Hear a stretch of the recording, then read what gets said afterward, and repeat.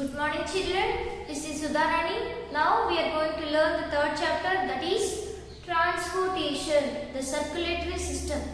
In this chapter, previously I already explained about cardiac cycle. Now let's go and see about the lymphatic system. Lymphatic system also plays a major role in our circulatory system. So what is meant by lymph? Lymph in the sense, that is a Latin word. What is the meaning of this lymph? Water. Simply we call as water. But here, where did get this lymph? So when the blood can flows, when the flow of blood will be there in the circulatory system, then during the time of flowing blood from arteries to the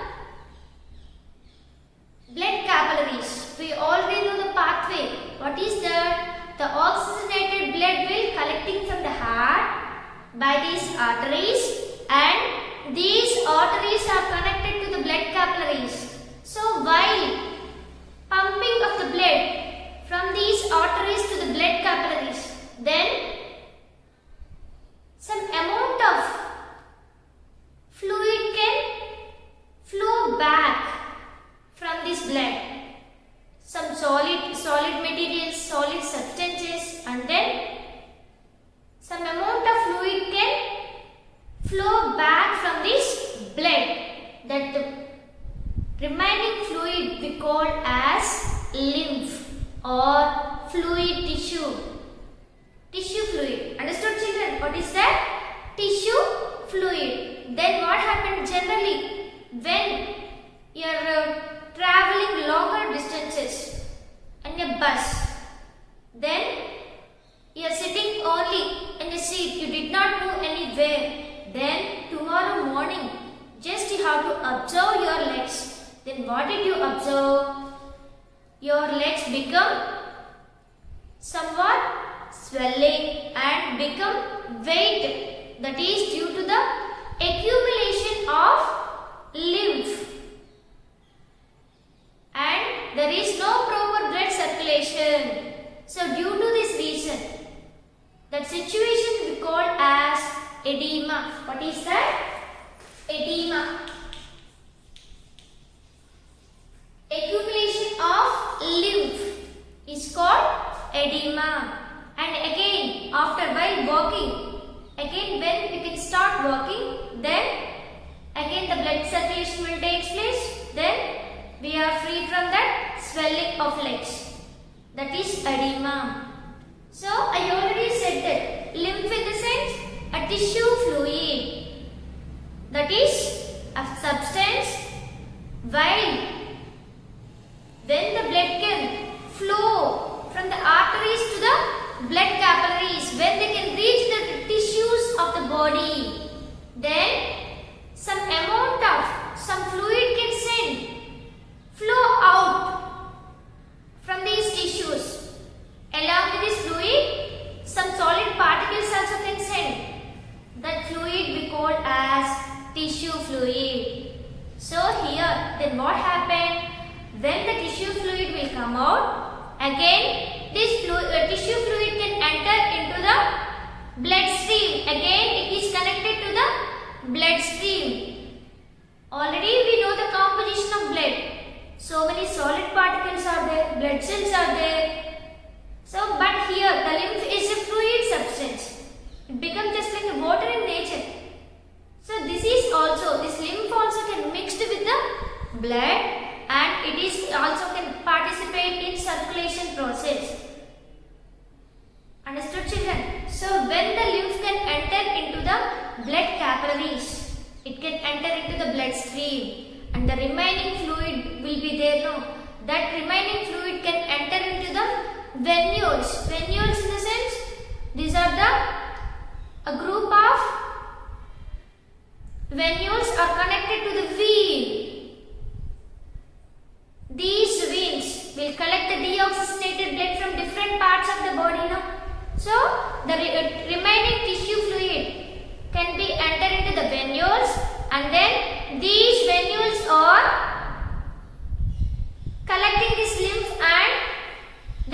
attach it to the veins, and then the blood can enter. These lymph fluid tissue can enter into the venous system, and this lymphatic system is parallel to the venous system. Understood, children? Again, these veins will carry the deoxygenated blood from different tissues of the body and then sent to the heart. So what is the main function of this lymphatic system? This lymphatic system will collect the substances from different tissues of our body, and the waste can secrete and send to the venules, that is to the veins.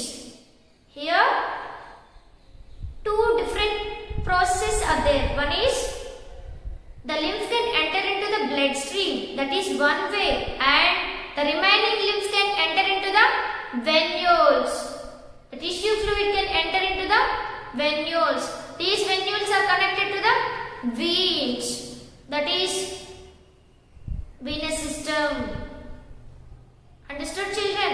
And the veins are collecting deoxygenated blood from different parts of the body and sent to the heart for purification.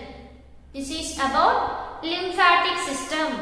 Now let's go and see about the evolution of transport system.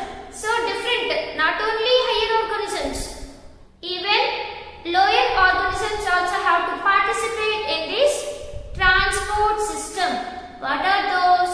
Now I'll go and explain about the protozoal organisms. What are the protozoa?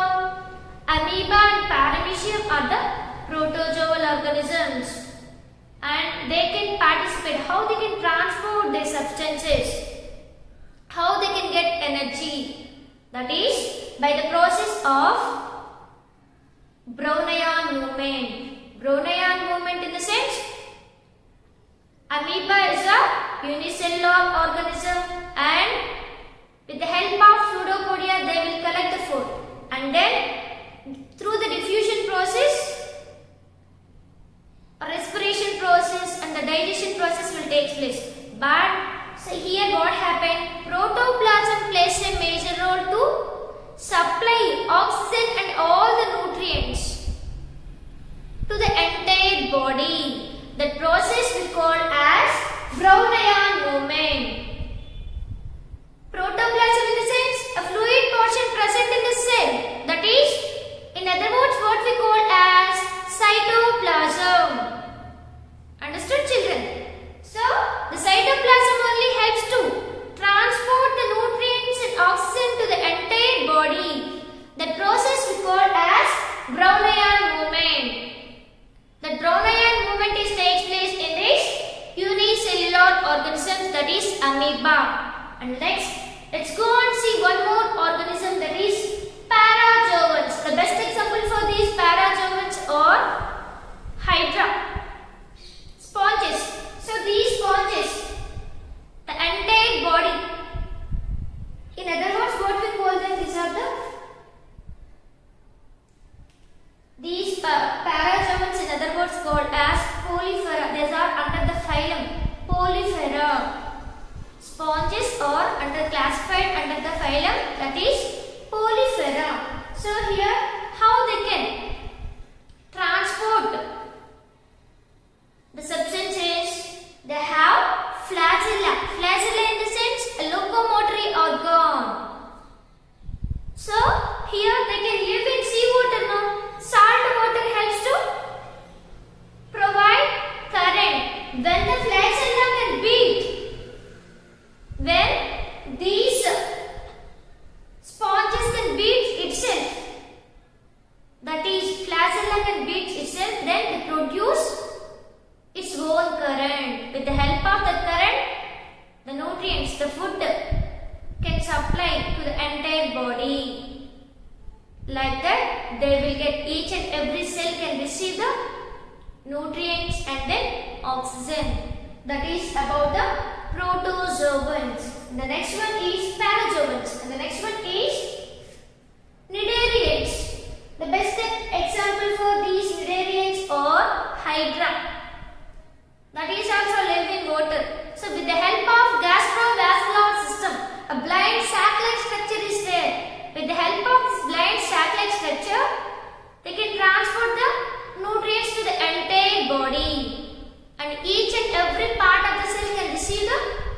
nutrients. And next, platyhelminthes.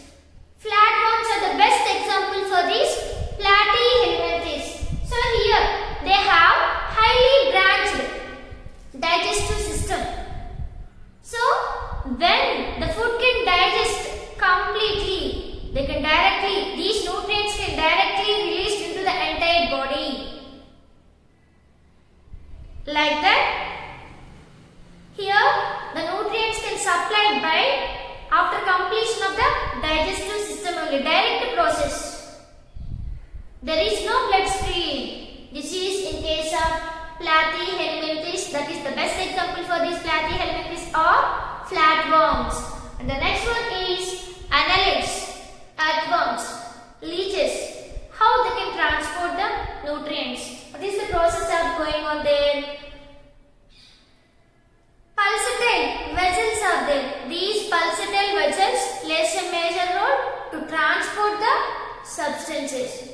This is in case of annelids. If we go and see in case of arthropods, what are the arthropods? Insects of the arthropods. What are those? Jointed leg family. Cockroaches, mosquitoes, then grasshoppers, houseflies, butterflies, caterpillars, all these are bed bugs, all these are the under the family, under the phylum Arthropoda. In these Arthropoda family also, they also have a pulsatile vessels, and in these Arthropoda family we have to see a open type of circulatory system. The nutrients can supply to the entire body. Each and every cell can receive. Open type of circulatory system we can see in this Arthropoda family. And then in case of reptiles, mammals, apes, what type of transport system will take place? Closed type of transport system will take place, like human beings. This is about in case of lower organisms also. How they can transport the nutrients, how they can reach the nutrients. This is about the transportation in case of lower organisms. Understood, children, what I said? In case of amoeba, we will go and see the protoplasm plays a major role to supply the nutrients. The process we call as Brownian movement. In case of parazoans, the best example for parazoans are sponges. When the flagella can beat itself, they produce its own current. They can live in seawater. And cnidarians. In these cnidarians, what are the best example for these cnidarians? Hydra. So here, gastrovascular system, a blind cup-shaped structure is there. With the help of this blind cup-shaped structure, all the nutrients can supply very easily. Then, in case of platyhelminthes, with the help of highly well-developed branched digestive system, this branched digestive system directly send the nutrients to the entire body. Each and every cell can receive the nutrients. And then annelids, pulsatile vessels plays a major role to supply to transport the nutrients. But in case of arthropods, you can see the open type of circulatory system. And reptiles, apes and mammals, they have to participate a closed type of circulatory system like human beings. This is about the evolution of transportation in lower organisms. Thank you, children.